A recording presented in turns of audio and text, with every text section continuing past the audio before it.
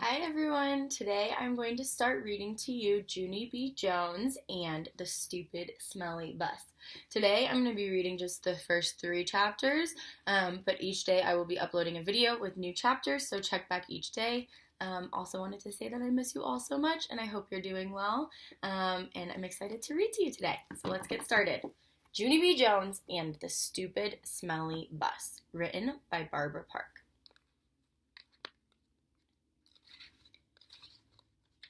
Chapter 1, Meeting Mrs. My name is Junie B. Jones. The B stands for Beatrice, except I don't like Beatrice. I just like B, and that's all. I'm almost 6 years old. Almost 6 is when you get to go to kindergarten. Kindergarten is where you go to meet new friends and not watch TV. My kindergarten is the afternoon kind. Today was my first day of school. I'd been to my room before, though. Last week, Mother took me there to meet my teacher. It was called Meet the Teacher Day. My teacher was decorating the bulletin board with the letters of the alphabet. I already know all of those letters, I said. I can sing them, except I don't feel like it right now. My teacher shook my hand, only our hands didn't fit together that good. Her name was Mrs.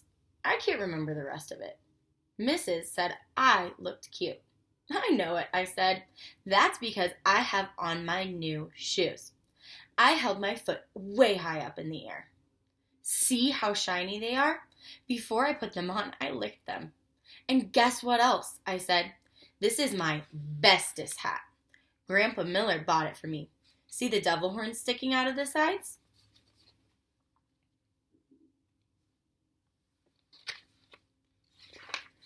Mrs. laughed, except I don't know why. Devil horns are supposed to be scary. Then we walked around the room and she showed me where stuff was. Like the easels where we get to paint, and the shelves where the books are, and the tables where we sit and don't watch TV. One of the tables in the front of the room had a red chair. I would like to sit here, I think, I told her. But Mrs. said, we'll have to wait and see, Junie. B, I said. Call me Junie B. I hollered the B part real loud so she wouldn't forget it. People are always forgetting my B. Mother rolled her eyes and looked up at the ceiling. I looked up there too, but I didn't see anything. Are you going to ride the bus, Junie B? Mrs. asked me. I made my shoulders go up and down. I don't know. Where's it going to? My mother nodded her head and said, yes, she'll be riding the bus. That made me feel scary inside, because I never ride it on a bus before. Yeah, only where's it going to? I asked again. Mrs. sat on her desk. Then she and my mother talked more about the bus. I tapped on Mrs. Guess what? I still don't know where it's going to. Mrs. smiled and said the bus driver's name was Mr. Wu. Mr. Wu, said Mother. That's an easy name for Junie B to remember. I covered my ears and stamped my foot. Yeah, only where's the bus going to? Mother and Mrs. frowned. Frowning is when your eyebrows look grumpy. Watch yourself, Missy, said Mother. Missy's my name when I'm in trouble. I looked down at my shoes. They didn't look as shiny as they did before. Just then, another mother and a boy came in, and Mrs. went off to talk to them instead of me. I don't know why, though. The boy was hiding behind his mother and acting very babyish. I can beat that boy up, I think. After that, my mother sat me down and explained about the bus. She said it's yellow, and it's called a school bus, and it stops at the end of my street. Then I get on it and sit down, and it takes me to school. And then your teacher will meet you in the parking lot, said Mother. Okay, Junie B, won't that be fun? I nodded the word yes, but inside my head I said the word no. Chapter 2, Feeling Squeezy. I stayed scared about the bus for a whole week. And last night when my mother tucked me into bed, I felt sickish about it. Guess what? I said. I don't think I want to ride the bus to kindergarten tomorrow. Then my mother rumpled my head. Oh, sure you do, she said. Oh, sure I don't, I said back. Then Mother kissed me and said, "It'll be fun. You'll see. Just don't worry." I did, though. I worried very much, and I didn't sleep so good either. And this morning I felt very droopy when I got up, and my stomach was squeezy, and I couldn't eat my cereal. And so I watched TV until Mother said it was time to get ready to go. Then I put on my skirt that looks like velvet and my new fuzzy pink sweater, and I ate half a tuna sandwich for lunch. After that, Mother and I walked to the corner to wait for the bus. And guess what? There was another mother and little girl there too. The little girl had curly black hair, which is my favorite kind of head. I didn't say hello to her though, 'cause she was from a different street. That's why. Then finally, the big yellow bus came around the corner, and the brakes screeched very loud, and I had to cover my ears. Then the door opened, and the bus driver said, "Hi, I'm Mr. Wu. Hop on." Except I didn't hop on because my legs didn't want to. "I don't think I want to ride this bus to kindergarten," I told Mother again. Then she gave me a little push. "Go on, Junie B," she said. "Mr. Wu is waiting for you. Be a big girl and get on." I looked up at the windows. The little girl with the curly black hair was already in the bus. She looked very big sitting up there, and kind of happy. "Look how big that girl is acting, Junie B," said Mother. "Why don't you sit right next to her? It'll be fun, I promise." And so I got on the bus, and guess what? It wasn't fun. Chapter 3. The Stupid Smelly Bus. The bus wasn't like my daddy's car at all. It was very big inside, and the seats didn't have any cloth on them. The little curly girl was sitting near the front, and so I tapped on her. "Guess what?" I said. "Mother said for me to sit here." "No," she said. "I'm saving the seat for my best friend, Mary Ruth Marble." Then she put her little white purse on the place where I was going to sit.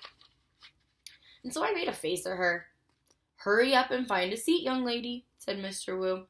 And so I quick sat down across from the curly mean girl, and Mr. Wu shut the door.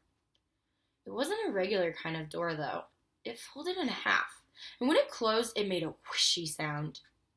I don't like that kind of door. If it closes on you by accident, it will cut you in half, and you will make a big squishy sound. The bus made a big roar. Then a big puff of black, smelly smoke came out of the back end. It's called bus breath, I think. Mr. Wu drove for a while. Then the brakes made that loud, screechy noise again. I covered my ears so I couldn't get inside my head. 'Cause if loud, screechy noises get inside your head, you have to take an aspirin. I saw that on a TV commercial. Then the bus door opened again, and a dad and a boy with a grouchy face got on. Dad smiled. Then he plopped the grouchy boy right next to me. "This is Jim," he said. I'm afraid Jim isn't too happy this afternoon. The dad kissed the boy goodbye, but the boy wiped it off his cheek. Jim had on a backpack. It was blue. I love backpacks. I wish I had one of my very own. One time I found a red one in a trash can, but it had a little bit of gushy on it, and Mother said no. Jim's backpack had lots of zippers. I touched each one of them. 1, 2, 3, 4, I counted. Then I unzipped one. "Hey, don't!" yelled Jim. He zipped it right up again. Then he moved to the seat in front of me. I hate that, Jim. After that, the bus kept stopping and starting, and lots of kids kept getting on. Loud kids. And some of them were the kind who look like meanies. Then the bus began getting very noisy and hot inside, and the sun kept shining down on me and my fussy hot sweater. And here's another hot thing. I couldn't roll down my window because it didn't have a handle, and so I just kept on getting hotter and hotter, and it smelled in the bus too. The bus smelled like an egg salad sandwich. "I want to get off here," I said right out loud, but nobody heard me. I hate it in this stupid smelly bus. Then my eyes got a little bit wet. I wasn't crying though. because I'm not a baby, that's why. After that, my nose started running. Only the bus didn't have a glove compartment, which is where you keep the travel tissues, of course. And so I had to wipe my nose on my fuzzy pink sweater sleeve. Then I stayed on the bus for about an hour or 3 until finally I saw a flagpole in the playground. That meant we were at kindergarten. Then Mr. Wu drove the bus into the parking lot and stopped. I jumped up very fast because all I wanted to do was get off of that stupid smelly thing. Only guess what? That gym pushed right in front of me. And the curly mean girl did too. And then the people started squishing me real tight. And so I pushed them away and they pushed right back. That's when I fell down. And a big foot stepped on my skirt that looks like velvet. "Stop it!" I yelled. Then Mr. Wu hollered, "Hey, hey, hey!" And he picked me up and helped me off the bus.